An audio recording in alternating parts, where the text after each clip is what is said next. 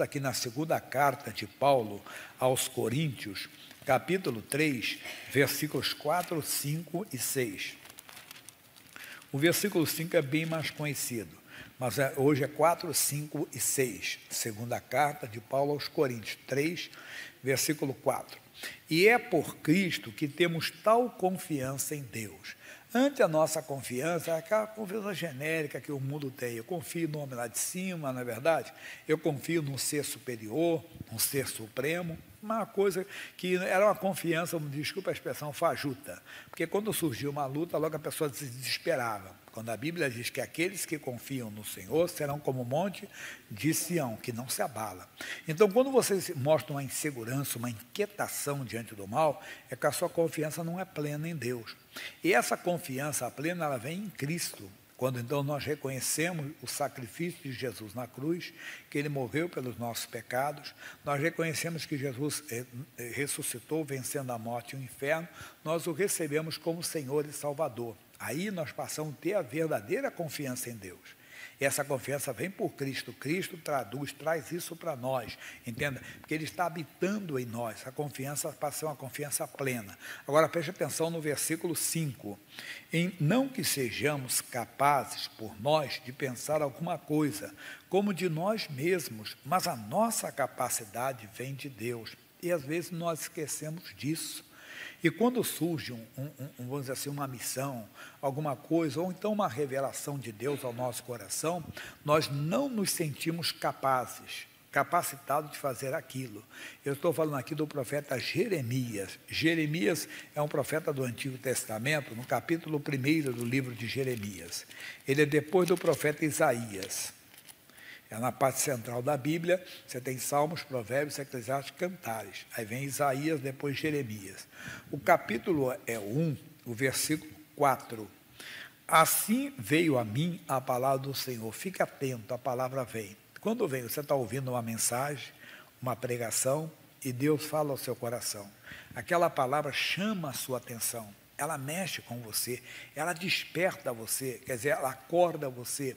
Mas não é só na pregação, não. Você e Deus só lendo a Bíblia. Aquilo chama a sua atenção, quer dizer, a palavra está vindo a você, ela está se revelando a você. O missionário R. Soares costuma dizer, é Deus se revelando a você pela palavra, não tem outra maneira. Mas Deus não pode falar de outra maneira, Deus pode falar por sonho? Pode, mas nunca vai ferir a palavra. Sempre é pela palavra. Então a palavra vem, mas nem sempre o que Deus fala conosco pela sua palavra, nos sentimos capacitados a fazer. Nós nos achamos limitados e achamos que aquilo nem é para nós, nem é conosco. Escuta só essa agora. Diz assim, antes que te formasse no ventre te conheci. Meu irmãozinho, não entra nessa turma dos abortistas aí, não. Aí você vê até pregador falando que, desculpe, eu não vou mal de pregador, mas nunca vou ser a favor da morte. A ciência comprova isso, todo mundo comprova. Existiu a concepção, existiu vida. E se ela é tirada, é crime. Pela Bíblia Sagrada é um assassinato. Então não entra nessa. Hein? A ciência diz pode ser 1 mês, 2 meses, 1 dia, 3. Não, não tem. É concepção, é vida. A vida passa a existir na concepção. Nós não éramos uma estrelinha que estava no céu e veio. Não. Nós existimos porque Deus deu ao homem a capacidade de crescer e multiplicar. Então o homem cresce, nasce ali. Cuidado se você entrar nessa. Não, claro, se fez na ignorância, Deus não leva em conta o tempo da ignorância. Mas daqui para frente, nunca aceite isso na sua vida, tá bom? Continuando. E antes que saísse da mata, te santifiquei, e as nações te dei por profeta. Então disse eu, Senhor Jeová, eis que não sei falar, porque sou uma criança. Mas o Senhor me disse, não digas eu sou uma criança, deu uma bronca nele.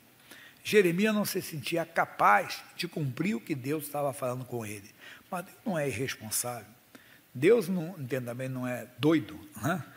Imagine que você pega uma criança de 3 anos, eu queria que você fosse ali em Itaquera para mim, você pega o metrô aqui, tá bom? E lá você vai comprar um ingresso para eu assistir um jogo do Brasil. Alguém faria isso? Não, porque aquela criança ela é incapaz, ela não tem capacidade de fazer isso. Deus não vai mandar você fazer uma coisa que você não é capaz.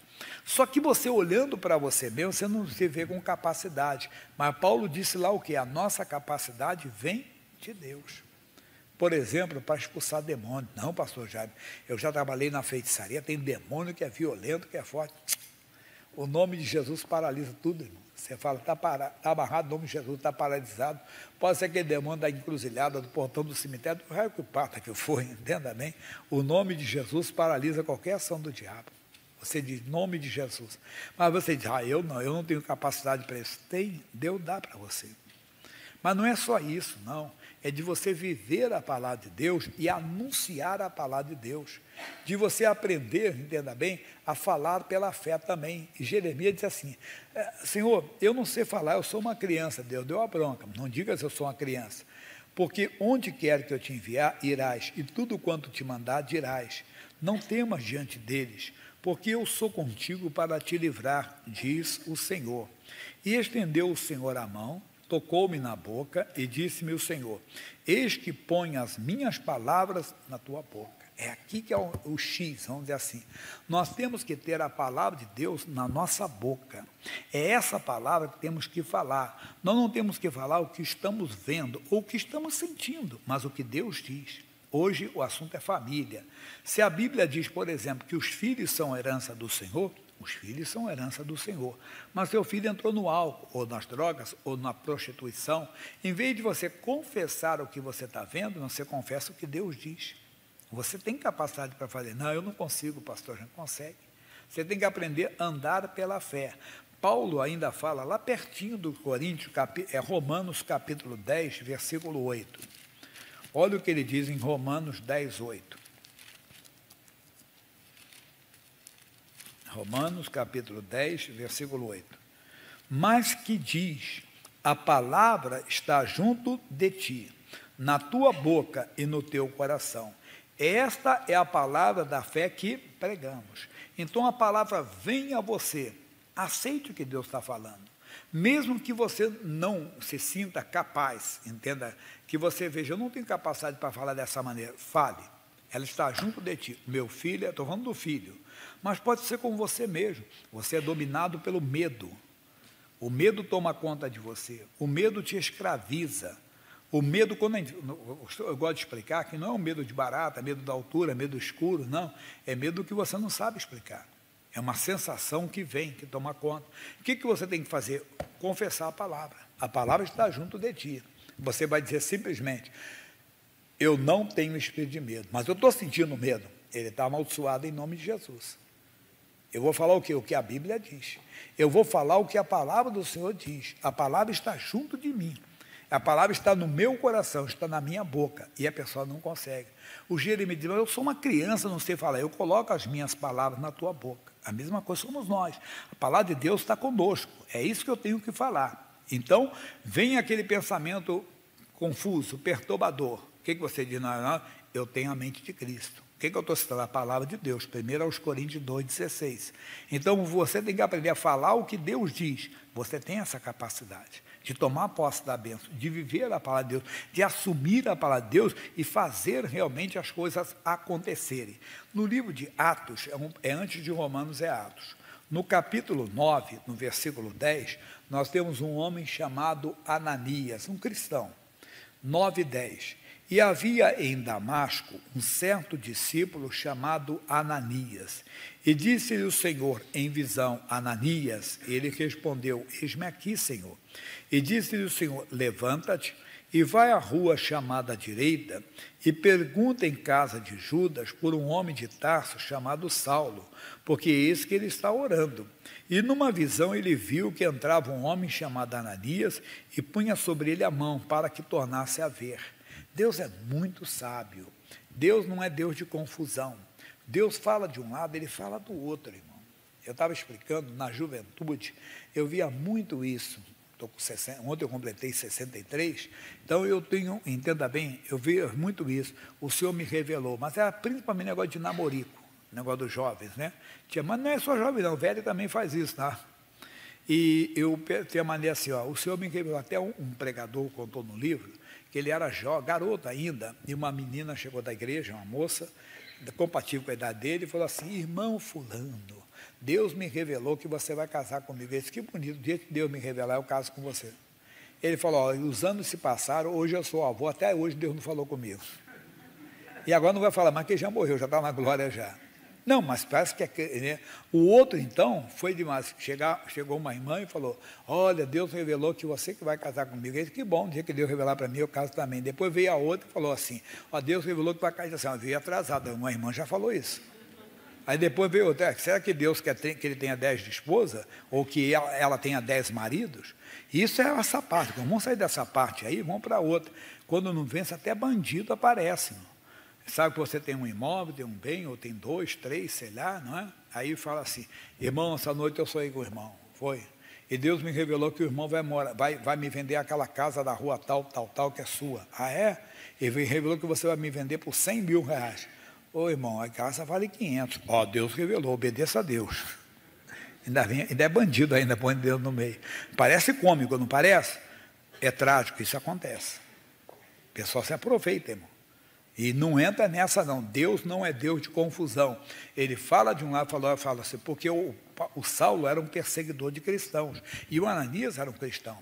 Mas o Saulo se converteu, tendo um encontro maravilhoso com Jesus no caminho de Damasco. Agora chega um homem lá, diz que vai impor as mãos sobre ele, o Paulo podia ficar assim, pode ser alguém, um espião, né, que veio para ver se eu estou agora, se eu passei para o outro lado. Como o Ananias também não entendeu, e olha o que o Ananias falou, e respondeu a Ananias, Senhor, de muitos ouvi acerca deste homem, quantos males tem feito aos teus santos em Jerusalém. E aqui tem poder dos principais dos sacerdotes para prender a todos que invocam o teu nome. Disse-lhe, porém, o Senhor, vai, porque este é para mim um vaso escolhido para levar o meu nome diante dos gentios e dos reis e dos filhos de Israel. E eu lhe mostrarei quanto deve padecer pelo meu nome. E Ananias foi e entrou na casa, e impondo-lhe as mãos, disse, irmão Saulo, o Senhor Jesus que te apareceu no caminho por onde vinhas, me enviou para que tornes a ver e seja cheio do Espírito Santo. Passa para nós. Uma coisa bonita. Agora, nós não conseguimos. Assim, começa a declarar que o seu filho é de Jesus. Mas pastor, já meu filho usa drogas, meu filho usa álcool. Você está igual a Ananias, dando desculpa. Mas Senhor, ele é perseguidor de cristãos. Esse é para mim um vaso escolhido. A mesma coisa é a nossa família. Nós temos que tomar posse, começar a assumir. Claro que não é coisa... Imagine, vamos voltar lá onde nós começamos, na 2 aos Coríntios, vou repetir no versículo 5. O que ele disse para nós no versículo 5? Não que sejamos capazes por nós de pensar alguma coisa como de nós mesmos, mas a nossa capacidade vem de Deus. Deus é quem mandou você falar dessa maneira. Lembra que Romanos 4,17, que a fé chama à existência as coisas que não são, como se já fosse, lá, o final do versículo ele colocou lá, o qual vivifica os mortos e chama as coisas que não são, como se já fosse. Você tem que assumir, tomar posse. Então, não, mas meu marido é muito difícil, minha esposa é muito difícil. Irmão, a sua capacidade vem de Deus. E olha o que ele fala no 6, o qual nos fez também capazes de ser ministros do Novo Testamento, não de letra, mas do Espírito, porque a letra mata e o Espírito vivifica. Então, nós temos que proclamar, entenda, a salvação da nossa família. Se cremos, primeiro somos nós. Nunca esqueça, crê no Senhor Jesus, serás salvo tu e a tua casa. Então nós temos que começar a proclamar no mundo espiritual, mas falar mesmo. Fale, mas eu não tenho fé para isso. Tem, Deus lhe deu essa fé, deu para Jeremias, colocou as palavras na sua boca, colocou para você também. Hoje uma senhora jovem, o marido dela que deu testemunho, foi ele mesmo, ele teve coragem de fazer, ele falou, eu era um devasso, eu não tinha freio moral, homem casado, mas que não respeitava o casamento, sempre queria ter uma namorada fora, você achava o bonitão do pedaço, né? Mas é a esposa que fez orando, santificando, hoje ele está na igreja, faz parte até dos homens que vencem. Quer dizer, foi valente. Irmão, seja valente, seja valente. A sua família é do Senhor Jesus, mas tem que tomar posse. Começa, você pode. Pastor, meu marido pastor, um demônio, o demônio não aguenta a sua confissão. Mas aí você olha, o que adianta, eu estou orando, mas não para de beber, não para de usar drogas, não para. Não adianta, diabo, ele é de Jesus, teu vício, teu adultério, tua prática tal está amaldiçoada. Eu declaro que ele é de Jesus. Fale o que Deus falou ao seu coração.